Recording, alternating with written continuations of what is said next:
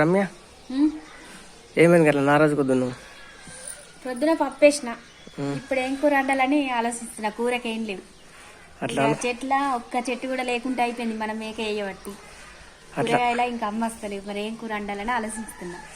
అట్లా ఆలోచిస్తా అని చెప్పేసి నీకు ఒక సర్ప్రైజ్. ఏంటిది? ఇక అగో ఎక్కడిది? లచ్చక్కల ఇంటికాడ తెంపుకొచ్చిన. అనిక్కైనా నిన్న మక్కలు వేసినాం చూడు, ఆ లచ్చక్కల ఇంటికాడ. అవునా? అబ్బా థ్యాంక్స్.